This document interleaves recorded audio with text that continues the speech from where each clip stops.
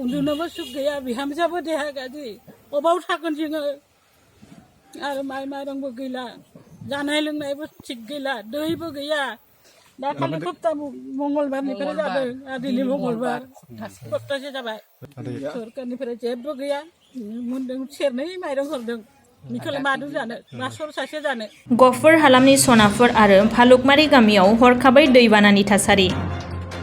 अरुणाचल हाजोआव थाद'नाय गैयै जुब जुब अखा हानायनि जाहोनाव लोगोसे एयारपर्ट बानायनो थाखाय फिसा फिसा दै नालाखौ गुबुन लामाजों हगार हरनायनि जाहोनाव बिश्वनाथ जिल्लानि सिङाव थानाय गफुर हालामनि सनाफुर आरो भालुकमारि गामियाव दै लोमसावफैनाया दैबानानि गिथाव महर लादों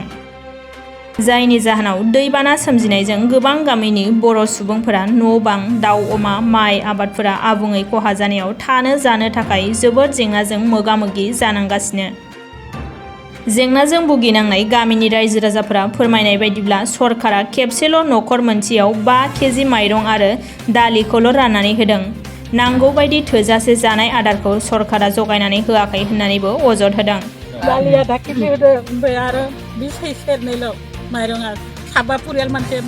बेसे जानो सोर सासे जानो बेनिखायनो सरकारनि अनगायैबो सोरबाफोर अनसुंथाइ होग्रा दंब्ला अनसुंथाइ मोननो हास्थायदों गामिनि रायजो राजाफोरा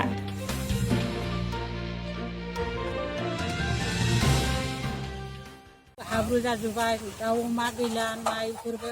सिजोब्बाय माखौ जाबावगोन जोङो जेबोआनो गैला थानोबो गैला जागायानो उन्दुनोबो सुख गैया बिहामजोआबो देहा गाज्रि अबाव थागोन जोङो आरो माइ माइरंबो गैला जानाय लोंनायबो थिग गैला दैबो गैया मालायनियाव बेसेबा गोजानाव लायनो नांगौ जायो बे दै देरनाया माब्लानिफ्राय जानाय दाखालि सप्ता मंगलबारनिफ्राय जादों दिनै मंगलबार सप्तासे जाबाय सरकारनिफ्राय जेबो अनसुंथाइफोर मोनाखै नामा सरकारनिफ्राय जेबो गैया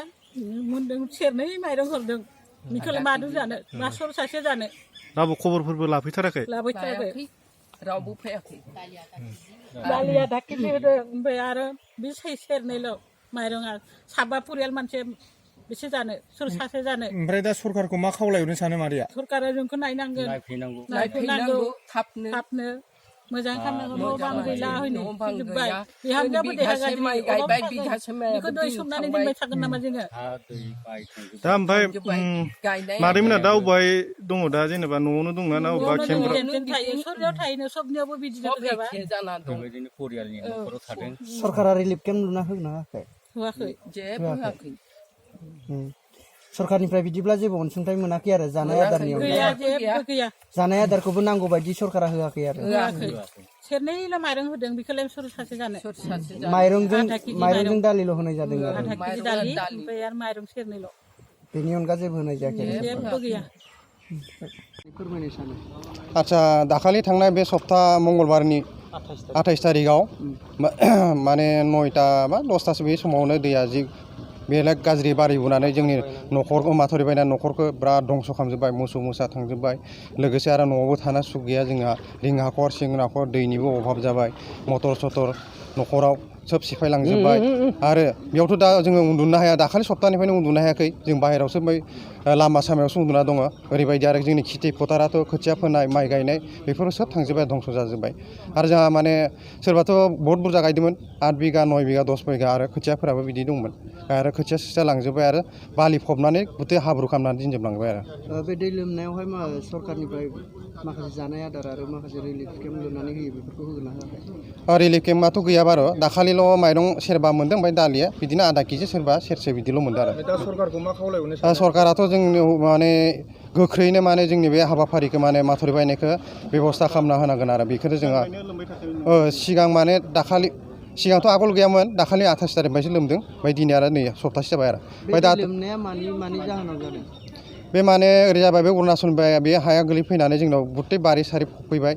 बे मा फरलाइननिफ्रायनो जादों बे फरलाइना फैनानै जों एकदम बे लामाया बेखौ जावनायनिफ्राय बे हलङि दै होना बे खर' बायदि आरो माथावरि माबायाव बायना फैबाय दाखालि आरो ओरैबायदि माने सोब गय फाथै दंफां लाइफां जिखुनु बुस्थुबाबो सोब थैजोब्बाय आरो गैला आरो बारियाव मैगं थाइगं जिखुनु गय फाथै सोब रानलां थैजोबलांबाय बेयो जोङो माखासे रायजोफोरनिफ्राय खोनानो मोन्दों जे अरुणाचलाव मोनसे एयारपर्ट लुबाय दङ बेयावहाय माखासे फिसा फिसा दै नालाफोरखौ मोनसे दैयावहाय डाइभार्ट खालामना हरदों होननानै बे सैथो नामा बाथ्राया बे नंगौ बारो बै टेलिफन नाला मोनसे दंमोन आरो बै 10 नम्बराव मोनसे दंमोन बेबो मोननै नाला दंमोन आरो बेखौ जमा खालामनानै दा डाइभार्ट खालामनानै बिनिफ्राय आरो बारासो देरबाय आरो खोलिना होबाय नालाय खर'आव बिनिफ्राय आरो दा जोंनियाव बारा फैनाय जादों आरो बेनिखायनो सेफायबाय बे सिगांफोरथ' बेफोरबायदि दै बानाया जायामोन खोमा सिगां गैयामोन 87 सनाव आगोलाव जादोंमोन जाबा बहुत गोबावनि उनाव बे जादोंमोन लामा सामाफ्रा बायस'ना दं नामा लामायाथ' नायबाथ' नायजागोन लामायाथ' बायनानै दुइथिं राङाजान ओरै गपालपुर होननायथिं बिथिं खारलांजोब्बाय आरो लामा ओमफ्राय जोंनि हा सु ओरै गायनायफ्राबो सोब थांफाजोब्बाय नोंसिनि गामियाव लामाफ्रा बबाफोर माबा दं बायदों बै गेजेर ससे दङ गेजेर ससे दं बायगोन दा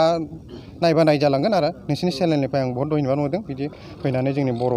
हारिया बिदिनो बिराद गोदोसोना दं बेनिखायनो बोखांनांगौ बेखौनो बयखौबो जों खावलायनाय थायो बे दा मोनासो रानगोन रानबाबो दा राननाय नङा बे दैया माने दैसायानो फैखाबाय नालाय अखा हाबाय थायोबाथ' अखा देरबाय थागोन अखा हाबानो देरो आरो एसे अखा हाबानो देरो आरो जायगायाव लकेल एमएलए दङ बिथांमोन 1951 চনতে স্থাপিত হোৱা গাঁও ইয়াত 80 ঘৰ আছে আৰু গোটেইকেইটা মানে বাথৌ ধৰ্মৰ মানুহ আৰু বাথৌ মন্দিৰ আৰু 80 ঘৰতে যিমান মাটি বাৰীবোৰ আছে এইটো 28 তাৰিখত যিমান লোকচান হৈছে গাঁৱৰ আজি যিটো 5 জুলাইৰ দিনা যিটো ফ্লাড আহিলে এইটোৰ কাৰণে বহুত বেছি লোকচান হৈছে আৰু মই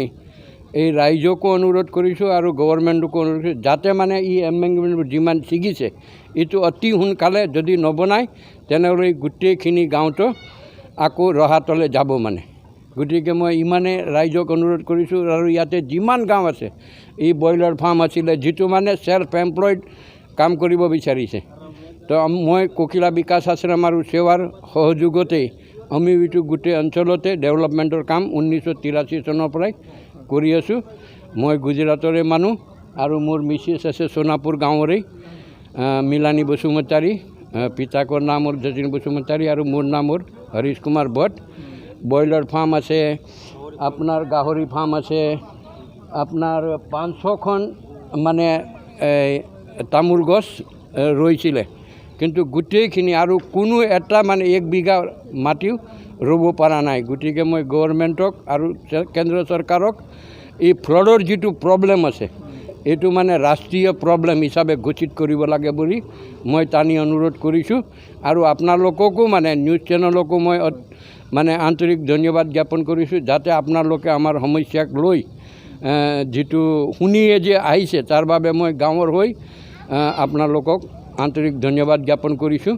আৰু এটা কথা যেনিবা এই কেইদিনমান আগতে যেনিবা আকৌ একবাৰ ফ্লাড হৈছে বুলি 28 তাৰিখৰ যিটো ফ্লাড হৈছে তাত যিমান লোকচান হৈছে তাতকৈ আজি 5 জুলাইৰ যিটো ফ্লাড এইটো বেছি হৈছে আৰু এইটো ইৰোশ্যনৰ কাৰণে হৈছে অৰুণাচলৰ যিটো মানে মাটিবোৰ আহিছে মানে সইল ইৰোশ্যন বেছি হোৱাৰ কাৰণে এই ফ্লাড হৈছে আৰু মাথৌৰি যিমান আছে 5টামান মাথৌৰি ছিগিছে আৰু যাতায়াতী যিমান আছিলে সব নষ্ট হৈ গৈছে আৰু যেনিবা ইয়াৰ চৰকাৰৰ ফালৰ পৰা ৰেচন টেচন দিয়া হৈছে নেকি মানে ৰেচন যিমান ৰিলিফটো দিছে কিন্তু যিমান দিব লাগে ইমান ৰিলিফ দিব পৰা নাই মানে ৰিলিফত পোৱাৰ কাৰণে কি দিয়া হৈছে মানে চাউল দিছে দালি দিছে নিমখ দিছে নিমখ দিয়া নাই এই দালি আৰু চাউল এই দুটা বস্তুহে দিছে চাউলটো কেই কেজিমান দিয়া হৈছে মানে প্ৰতি পৰিয়ালত 5 কেজিকৈ দিয়া হৈছে আৰু দালি 1 কেজিকৈ দিয়া হৈছে আৰু ফৰেষ্ট ডিপাৰ্টমেণ্টেও দিছে কেলেকে এইটো গাঁৱটো হ'ল সোনাপুৰ ফৰেষ্ট ভিলেজ